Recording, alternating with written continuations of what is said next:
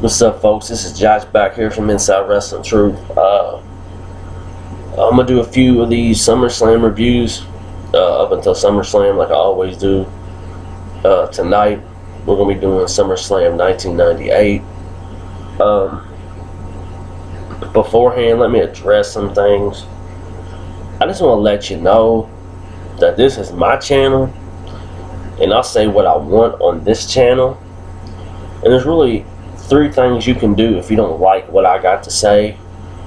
One, you can simply unsub. Two, you don't have to click on my video. And third, you can sit and fucking spin. But no, don't do that, because a lot of you might like that. I don't get it. You know, like, we all come on YouTube to give our opinions. And there's just so many of the people in the so-called wrestling community that have a problem with everybody has to say or thinks about something. It's their fucking opinion, and it's just YouTube. You know, I got, only got one thumbs down on my Battleground video, but I got numerous messages on my messages from YouTube, the inbox deal, of people I've never even heard of. I don't know if they're like fake accounts or what they are, but I'm sorry. If I don't like a show, I don't like it. I'm not going to go make up some shit and say I like the show just because it's by the WWE. That's just not me, man. But let's get on into the SummerSlam 1998. It was a great event. And something else about it before I get into this that really gets on my nerves. People always talk about how people want to relive the Attitude Era. I don't want to relive the Attitude Era. The Attitude Era was a great time in wrestling. It's a time that can never be duplicated again, and it never will. I just want to sit down and watch a show that I can be interested in with some new characters, and I don't have to I don't have to keep seeing the same old motherfuckers come back. The same motherfuckers bitching about Brock Lesnar last year being a part-timer, and the same motherfuckers giving a golf clap for The Undertaker because he's back. It makes no sense. I'm done. Let's get into SummerSlam 98. SummerSlam 98 was held on August 30th, 1998, of course, from Madison Square Garden. It was a great event. There were 3 dark matches I got here. We have Too Much, which was Brian Christopher and Scott Taylor. Well, they would go over on LOD 2000. Gangrel would defeat Dustin Runnels. 8 Ball and Skull would defeat Bradshaw and Vader. Then we open up the main show with we have the European title on the line. We have D'Lo Brown versus Val Venus. D'Lo Brown was champion at this time. This is when D'Lo, of course, wore the chest protector. This was a pretty good match, I thought, to open up the show. They would go for a pretty long time until Val Venus would steal the chest protector. And he would go to the top rope. He was getting ready to finish D'Lo Brown, and the ref would make him fall, which would cause Val Venus to get upset. And Val Venus would knock down the referee and get DQ'd, and D'Lo Brown would hang on by disqualification. I gave this match 3.5 stars out of 5. I thought it was very good. Very good match to open up SummerSlam with. Then we go backstage with a Michael Cole interview with Mankind. He can't find Kane anywhere, which is his tag team partner. They're tag team champions, if you remember. On the Raw before this, they beat the shit out of each other. They're not really on good terms.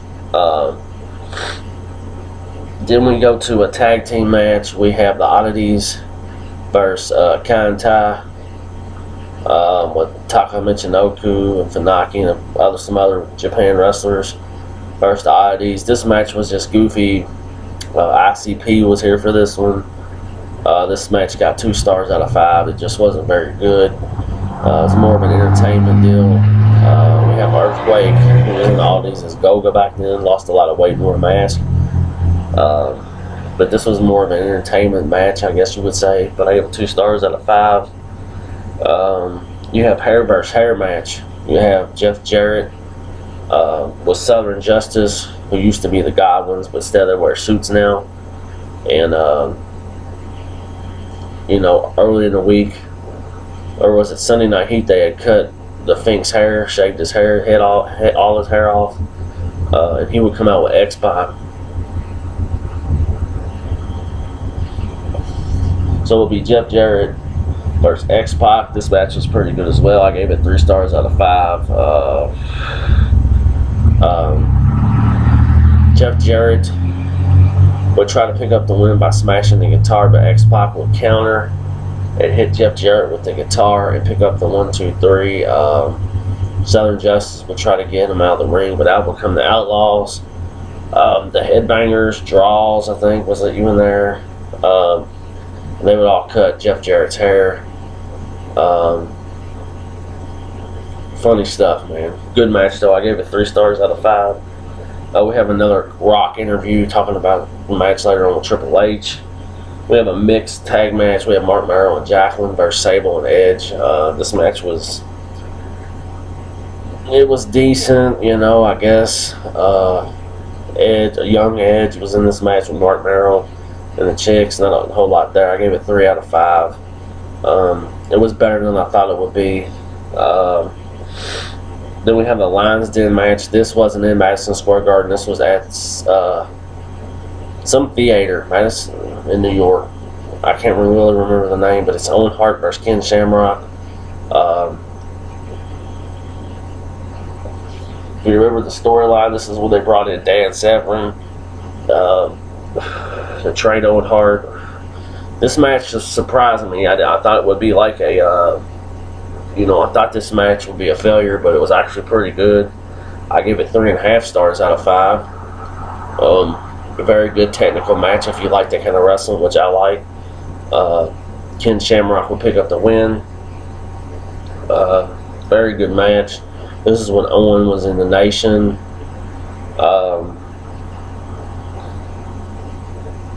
Mankind don't know what to do. He's backstage with Michael Cole again. Vince comes and pumps his head up. He goes out and fights the Outlaws in a no holds barred match versus the Outlaws for the tag belts. The Outlaws would pick up the win. They would put him in the dumpster after the match, and then Kane would be in the dumpster, and Kane would hit him with a sledgehammer a few times. And then Kane would leave the scene. This match I gave it 3 stars out of 5. There wasn't a whole lot because it was a handicap match. But Mick Foley still took some nasty shots in this match, like he always did. Let's see. We have the ladder match for the Intercontinental title. We have Triple H versus Champion The Rock. This match was epic. Best match of the night. It got 5 stars out of 5 stars from me. The whole storyline leading up to this match was awesome. If you remember the storyline back then, DX would dress up like the Nation, and the Nation would dress up like DX, I believe, something like that. If I can remember, I know DX dressed up like the Nation. But this match was epic. It's one of the most underrated ladder matches of all time, where Triple H would pick up the win with help from the rest of DX. They go back and forth all over the place, taking sick bumps. They're bleeding all over the place. Favorite match on this card, no doubt. Just a great match. Like I said, I give it 5 stars out of 5 stars. Triple H would leave with the Intercontinental title. I don't remember how long he would have it after that. But, man, they busted their ass. Best match of the night, hands down. Then we would have the main event. The Highway to Hell match. We have Undertaker challenging champion Stone Cold Steve Austin. Steve Austin was hot as hell, man. I mean, like, he was on fire. Like, during this time, people that remember this time know how big Austin was, and just how over Austin was. Him and Undertaker would put on a pretty damn good match. I give it 4 out of 5. It wasn't as good as the ladder match, of course, but it was still really good. They would fight all over the arena. Kane would try to come out and interfere, and Undertaker would send him back in the locker room. There were several times where we thought Undertaker was going to win, but eventually Steve Austin would pick up the win with a stunner. Undertaker would hand him the belt out of respect after the match.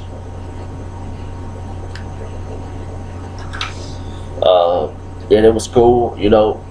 Undertaker would walk out. Kane would meet him in the aisleway. Steve Austin still champion. But that's SummerSlam '98. It was a very damn good show. I gave it, I gave it 10 stars out of 10 stars. It might not have been that good, but it was damn good to me. I was locked in through the whole show. Really enjoyed going back and watching these older stuff. This has just been my review on SummerSlam 1998. I'll have another one next week. I have Corporal Robinson's interview coming up soon. I try to come on here to talk wrestling. I just can't do it as much as I used to because, one, I have a newborn, and for two, it's just the nonsense, man. Just people getting all worked up and getting worked. Grown men getting worked, man, off of YouTube videos. It's embarrassing, man. But I'll catch y'all next time. Thanks for subscribing. Like I said, if you don't like what I got to say, there's 2 things you can really do. You can unsub, or you just ain't got to watch. I know who my real friends are on YouTube. I can have a simple conversation with them, whether they agree or disagree. There's just a few that are just plain stupid. But I'll see you guys next time. Peace.